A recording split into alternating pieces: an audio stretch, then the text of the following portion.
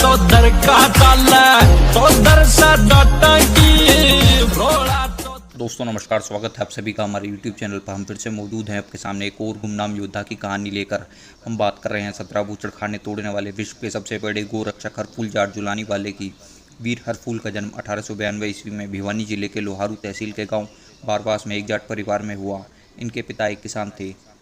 इनके पिताजी का नाम चतुराम सिंह था। इनके दादा का नाम चौधरी कीर्ताराम सिंह था। 1899 में हरफूल के पिताजी की प्लेग के कारण मृत्यु हो गई। इसी बीच उनका परिवार जुलानी गांव में आ गया। यहीं के नाम से उन्हें वीर हरफूल जाट जुलानी वाला कहा जाता है। हरफूल की माताजी को उनके देवर रत्ना का लत्ता उड़ा दिया गया। हरफूल अपने मामा के यहाँ तोशाम के पास संडवा गाँव में चले गए।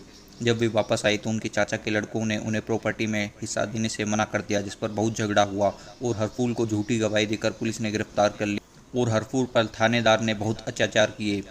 उनकी माता ने हरफूल का पक्ष लिया मगर उनकी एक नहीं चली। बाद में उनकी देखभाल भी बंद कर दी गई। उसके बाद हरफूल सेना में भर्ती हो गए और उन्होंने 10 साल सेना में काम किया। उन्होंने प्रथम विश्व युद्ध में भाग लिया। उस दौरान ब्रिटिश आर्मी के किसी अफसर के बच्चों व औरतों को दुश्मनों ने घेर लिया। तब हरफूल ने बड़ी वीरता दिखलाई व बच्चों की रक्षा की। अकेले ही दुश्मनों को मार भगाया। फिर कुछ समय बाद हरफूल ने सेना छोड़ी। जब सेना छोड़ी तो उस अफसर ने उन्हें गिफ्ट मांगने को कहा तो उन्होंने फोल्डिंग गन मांग ली। खुश होकर उस अफसर ने वह गन उन्हें दे दी। उसके बाद हरफूल ने सबसे पहले आते ही टोहाना के उस थानेदार को ठोक दिया जिसने उन्हें झूठा पकड़ा व टॉर्चर किया था। फिर उन्होंने अपने परिवार में जमीन में हिस्सा मांगा तो चौधरी कोडाराम जी के अलावा किसी ने भी सपोर्ट नहीं किया और उन्हें भला बुरा कहा। इससे गुस्साए हरफूल ने उन सभी को वहीं भून दिया। फिर हरफूल बागी हो गया और उसने अपना पूरा जीवन गोरक्षा व गरीबों की सहायता में बिताया। पहला हत्था तोड़ने का किस्सा 23 जुलाई 1930 टोहाना में मुस्लिम रांगड़ों का एक गाय काटने का कसाई खाना था। वहाँ की 52 गाँवों की नैन खाप ने इसका कई बार विरोध किया, कई बार हमला भी किया जिसमें नैन खाप के कई नौजवान शहीद हुए व कुछ कसाई भी मारे गए, लेकिन सफलता हासिल नहीं हुई क्योंकि ब्रिटिश सरकार मुस्लिमों के साथ थी और खाप के पास हथियार भी नहीं थे। तब नैन खाप ने वीर हरफूल को बुलाया व अपनी समस्या सुनाई। वीर हरफूल ने भी गोहत्या की बात सुनकर लाल पीले हो गए और फिर नैन खाप के लिए हथियारों का प्रबंध किया। हरफूल ने एक युक्ति बनाकर दिमाग से काम लिया। उन्होंने एक औरत का रूप धरकर कसाई खाने के मुस्लिम सैनिकों व कसाईयों का ध्यान बांट दिया। फिर नौजवान अंदर घुस गए। उसके बाद हरफूल ने ऐसी तबाही मचाई कि बड़े बड़े कसाई उनके नाम से ही कांपने लगे। उन्होंने कसाईयों पर कोई रहम नहीं किया। सैकड़ों मुस्लिम रांगड़ों को मौत के घाट उतार दिया और गऊओं को मुक्त करवाया। अंग्रेजों के समय बूचड़खाने तोड़ने की यह प्रथम घटना थी। इस महान साहसिक कार्य के लिए नैन खाप ने उन्हें सवा शेर की उपाधि दी व पगड़ी भेंट की। उसके बाद तो हरफूल ने ऐसी कोई जगह नहीं छोड़ी जहां उन्हें पता चला कि कसाई खाना है, वहीं जाकर धावा बोल देते थे। उन्होंने जींद, नरवाना, गोहाना, रोहतक आदि में 17 गोहत्ते तोड़े थे।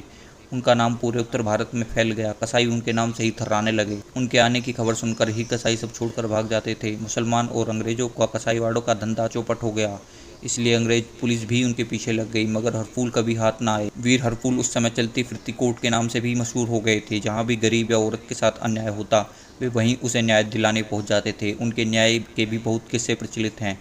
अंग्रेजों ने हरफूल के ऊपर इनाम रख दिया और उन्हें पकड़ने की कवायद शुरू की। इसलिए हरफूल अपनी एक ब्राह्मण धर्म बहन के पास झुंझुनू के पचेरी किला गाँव पहुँच गए। इस ब्राह्मण बहन की शादी भी हरफूल ने ही करवाई थी। यहाँ का एक ठाकुर भी उनका दोस्त था। वह इनाम के लालच में आ गया और उसने अंग्रेजों को हाथों अपना जमीर बेचकर दोस्त व धर्म से गद्दारी की। अंग्रेजों ने हरफूल को सोते हुए गिरफ्तार कर लिया। कुछ दिन जींद के जेल में रखा, लेकिन उन्हें छुड़वाने के लिए हिंदुओं ने जेल में सुरंग बनाकर सेंध लगाने की कोशिश की और विद्रोह कर लिया। इसलिए अंग्रेजों ने उन्हें फिरोजपुर जेल में चुपके से ट्रांसफ़र कर दिया। बाद में 27 जुलाई सन 1936 को चुपके से पंजाब की फिरोजपुर जेल में अंग्रेजों ने उन्हें रातों रात फांसी दे दी। उन्होंने विद्रोह के डर से इस बात को लोगों के सामने स्पष्ट नहीं किया और उनके पार्थिव शरीर को भी हिंदुओं को नहीं दिया। उसके बाद उनके शरीर को सतलुज नदी में बहा दिया गया। इस तरह देश के सबसे बड़े गोरक्षक, गरीबों के मसीहा, उत्तर भारत के रॉबिन हुड कहे जाने वाले वीर हरफूल सिंह ने अपना सर्वस्व गौमाता की सेवा में कुर्बान कर दिया।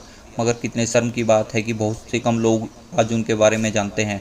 तथाकथित गोरक्षक संगठन भी उनको याद नहीं करते।